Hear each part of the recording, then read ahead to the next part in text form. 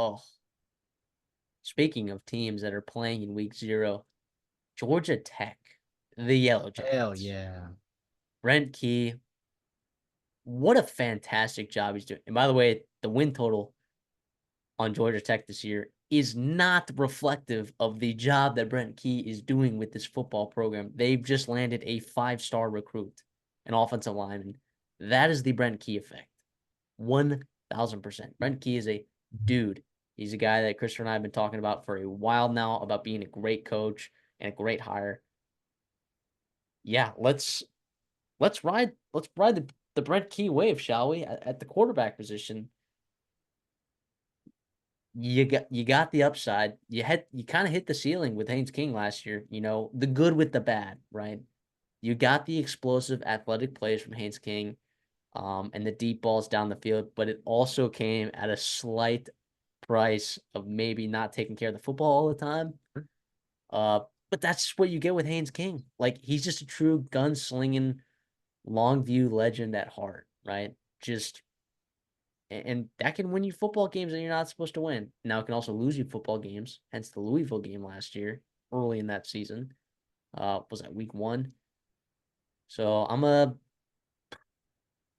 I do like Haynes King. I think he's a good quarterback. If you're playing college fantasy football, you know that Haynes King is going very high as a commodity because he put up the numbers. But I also think Zach Pyron as a backup, pretty solid as well. I Yeah, think remember both of that those guys. competition? Oh, yep, they had a complete quarterback battle last year. So I feel good about both of those guys if Haynes King goes down because face it, he's not the thickest boy on the on the on the planet, right? Got hurt at Texas A&M a couple times. However, last year stayed healthy. That was the plan. And this offense, I think, really did some good things, averaging almost 30 points a game, which is pretty good for them. So I'll give them that. He was awesome. He was so fun to watch. You're exactly right. There was a lot of good, a lot of bad, and everything in between. But listen, I think he is. Listen, I don't know if he's the best quarterback in the ACC, like Brent Key said. And I love Brent Key, but he is a damn good one. And especially when he's healthy, especially when he's playing well. And I think year 2 with Buster Faulkner is going to do wonders. And you bring back just about everybody, right? You bring back just about everybody. Speaking of really, really good players returning, Jamal Haynes. He is a good, good football player. Over 1,000 yards last year, 6.1 yards per carry, 7 touchdowns. I love what they did. Their running schemes last year were so fun. Those wide zones, and you just had those one cuts and just you take off and it's 7, 8 yards. It was really fun when they got going. You also have Trey Cooley, who again has experience being a starter too. He was started beginning of last year until Haynes took over. You got Dickens coming along as well. Anthony Carey, how about that? As a true freshman, he's a big body guy that can run well in between the tackles. Sounds like he's progressing well. You got Chad Alexander as well that drawing praises as too after these scrimmages, and then Maddox as well. You're hoping that he's healthy, give you that big back, maybe a little different change up than guys like King and Haynes. But again, yeah, this rushing attack was really good last year, and it should be really good again this year. It's also good because Haynes King was also really effective with his legs as well. Yeah, I agree with everything you said about the running back room. In the receiver room, you have some really underrated pieces, I think. Um, Eric Singleton Jr. is very good at football. All right. As a true freshman last year, he was fantastic. And there's always a couple wide receivers, a couple of those skill positions every year that you see emerge as true freshmen. And Eric Singleton was one of them. 48 catches for 714 yards, 8 touchdowns, 2.38 yards per round run. Very good. All this while having an average depth of target of 14.8, just to show you how much of a gunslinger Haynes King is back there, which is awesome. All right. Uh, Malik Rutherford, right? Christian Leary, Avery Boyd. I think all solid, decent pieces. Chase Lane, a veteran guy, not necessarily your upside, super duper speedster, but a guy that can give you snaps, right? So, at least his experience in that part, like where some injuries do happen to some top guys, like Chase Lane has plenty of snaps in the SEC. And he'll be just fine. And also the chemistry with Haynes King as well, being from Texas A&M as well. Yeah, I'm with you on this group 1000%. I'm hoping for a little bit more outside of, your Singleton and Rutherford. Um, we'll see. Yeah, like you mentioned, some of those guys that can step up in those roles, but they're a bunch of juniors, redshirt seniors, fourth year guys, And then Erickson. and then there's Singleton, who's awesome. But yeah, I like this too. I say Cannon too is a highly rated recruit, and Trey Horn too. We'll see how they progress. Ideally, you don't really need them this year, which obviously speaks to how they're recruiting and all that, developing, retaining, all that good stuff. But if one of those guys pops, gravy, like I always say, but not relying on that too much. It's just Singleton and a couple of pretty solid guys outside of Rutherford. So, well, outside like Rutherford's really good, pretty good, and then everyone else is pretty solid, I guess. If I didn't say that right. That tight end room though, listen, you got Seether, you got Good A, you got Jackson Hawes coming in. You're bringing in a bunch of transfers, and I guess to me that's pretty telling that I guess you want to use them. I mean, Faulkner likes Josh Beetham, right? Coming over from Michigan, who sat behind a couple of really good tight ends there. How much does Haynes King use his tight ends? I mean, it'll be interesting to see. Last year, I mean, Leonard had 150 yards, but that was kind of about it. Um, we'll see how it goes this year. Yeah, along the offensive line, they somehow managed to get rid of like the worst two pieces of their offensive line.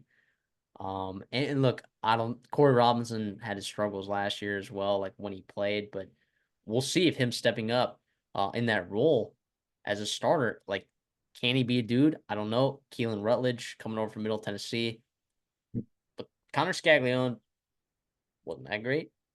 Okay, is Keelan Rutledge going to be an upgrade over that? I don't know, right? And he comes from G5, so I'm always skeptical of guys coming from G5 to P5 or P4 at the offensive line position, right? Very different football game than the skill position players are playing. So I am concerned about that piece right there. But overall, I'm pretty okay about this offensive line. The depth, if you start really dipping into that depth, though, I think there is definitely some concern unless you can convince me otherwise. Well, you're hoping, a guy like Jordan Brown, who was hurt last year, it sounds like he's putting in the work to try to get um, back to his old self. And Harrison Moore, early enrollee, he's a guy that sounds like he's making waves. So we'll see. But again, you don't want to be relying upon true freshmen on your depth. And yeah, like you said, let's stay healthy. Let's make sure Rutledge translates well, and he'll be tested early. And I don't think that Florida State defensive interior is as good as maybe it has been in the last year or so, but it's still talented, and Yeah. you're And gonna have to wake up pretty early. I didn't mention McKinney either. Did you talk about him at all? No, I mean, he got valuable snaps as a true freshman last year. And you know what? There were not a lot of true freshman offensive linemen that were very good last year. And I wouldn't no. say McKinney was great on the offensive line, but, having those snaps going into his sophomore season now, I think it provides some serious value. Now, is he going to start on this offensive line? I don't know. I really don't know.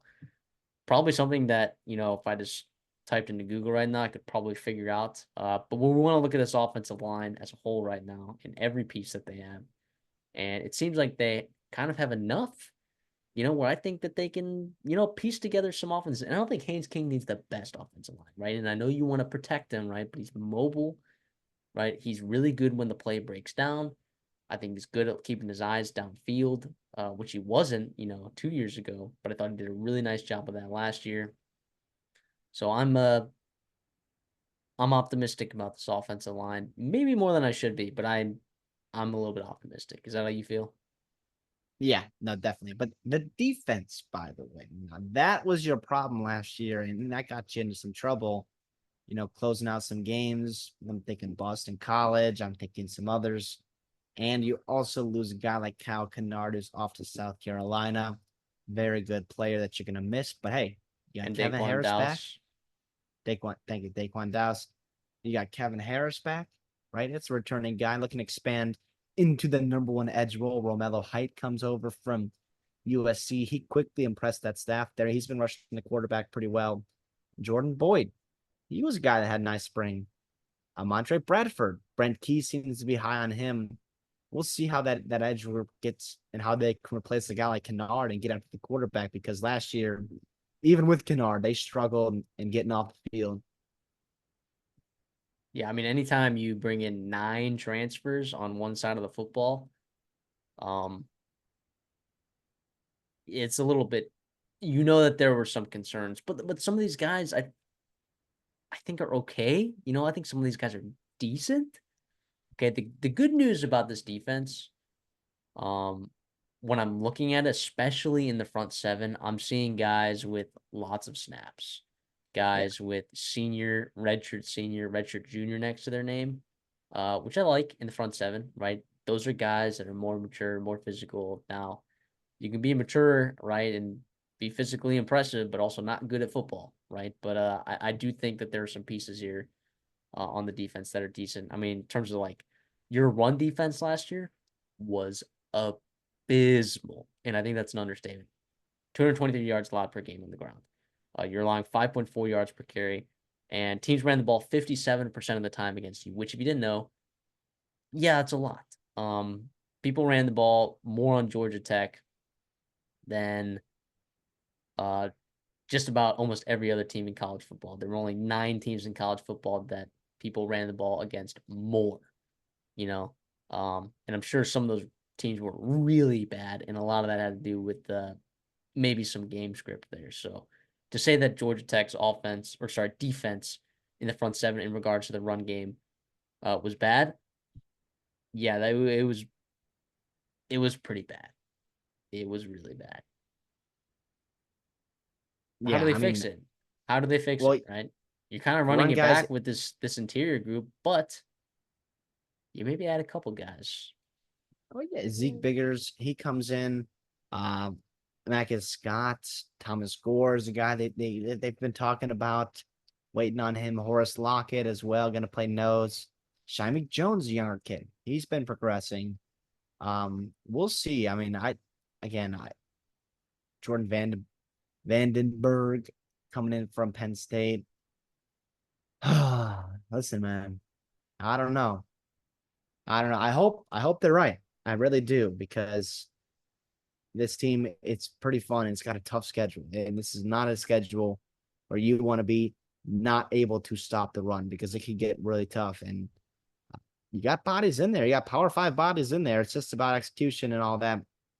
We'll see how Santucci comes in. It's a new defensive coordinator, right? He comes in from Duke Yep. and previous that Texas A&M. We'll see if he can stop the run, because he works with the linebackers, and linebacking play was not good either last year. And he can come in and hopefully right that ship as well. Yeah, see, that's a mistake that I made going into last year is, and I still will stand by this, that 2 years ago, I know you had two what you thought were really good linebackers that I didn't necessarily think were all that great. I know they were like third team all ACC and then just didn't get drafted and got cut immediately in the NFL, right? I thought that there would be an improvement in this linebacker group. I thought bringing in Braylon Oliver, I thought would help in the run game. It did not at all. He was actually pretty terrible. Yeah. So that was a mistake on my part. That was a mistake on my part. Can this linebacker group be better than it was last year? Because it feels like in this room, you bring in 2 guys. I don't know if either of them are going to start, right? Do those gets in the transfer portal feel more like luxuries or you think necessities? Which one's you talking about? In the linebacker room, talking about Hamilton and Lightsey. I think they might be out of there. Are they I think gone? they. I'm not sure. I think Well, they transferred either way, it's out. going to be effort and Tatum, right? Yeah. So you got effort needs to improve on last year, like we said. So Tatum, it sounds like he's developing. He's a 4-star kid. I mean, they've been kind of waiting on that, haven't they? Um, he's been putting on weight, got stronger. Hopefully, he's gonna improve as well. I mean, Taj Butler is a guy that played well as an early enrollee in spring. Um, I guess maybe Hamilton Lightsey are playing there. I'm sorry, guys. I One source I'm seeing has him, one source doesn't. So regardless, if those guys are there, that is huge because that's nice depth that they can count on to rotate in. Having But it's experience just, but also it's just, special teams as but it's just well. depth, right? I mean, like I think I don't know, I don't know how good this linebacking core really was last year. If Tatum takes a step, like we're potentially anticipating that he might. I think Kyle Effort isn't bad. I don't think he's um I don't think Kyle Effort is bad. All right. I thought he was actually one of the brighter spots in this linebacking core last year. If Hamilton and Lightsey to me are just depth pieces, maybe they just brought them in to be depth pieces, and it's possible that they feel pretty decent about this. What do you say? Maybe they feel good about this linebacker room. Yeah, yeah. But to me, that safety room, moving on unless you got more linebacker, that's a fun one with Clayton Powell Lee, Miles Brooks. Those are some playmakers they got on the back end of their defense, and man, do they need it because last year was tough again.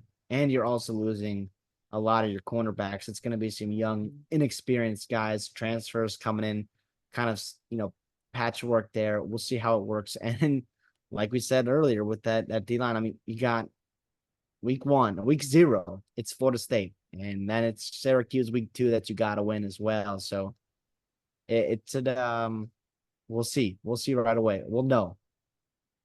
Yeah, I think you got a group of really physical corners. I mean, they brought in 4 transfers, but are a lot of these guys going to play? I don't know if a ton of these guys are really going to play. I do think, like you said, the safeties are definitely the premier spot in the secondary. Amar Harvey comes back. He played significant snaps last year. Rodney Shelley also played pretty significant snaps for them last year as well. And the secondary wasn't as abysmal as the run game was. And I think, it doesn't help your secondary when your run game is terrible. You know, we'll see if any of these guys in the portal that they brought in, like uh Gibbs, Burrell, Daniels, sorry, not Daniels, yeah, Davis. sorry, Davis, Seymour. Wait, am I reading this? Sorry, I have these lines kind of messed up or whatever, but are any of those guys going to play significant snaps? I mean, they could if you end up dipping into the depth, but it feels like they got 9 transfers on this defense, like we talked about, but how many of them were needs and how many of them were just depth pieces that they feel like they needed? I don't know. Or were these misses in the transfer portal? These are a lot of questions that I have about this team. Uh, but I do think there might be enough here on this team where this team could mess around and some teams could definitely find out. Well, that would be awesome. Well, no, because I just ask Miami, right? Ask Miami. Ask You can't Miami, mess around with Georgia Tech. ask UCF. Uh, look, the over win total is 5. I know you're probably staring at that 4.5. And look, if you want to bet over, take the 4.5 from FanDuel minus whatever that juice is, because that is the better number to get it at.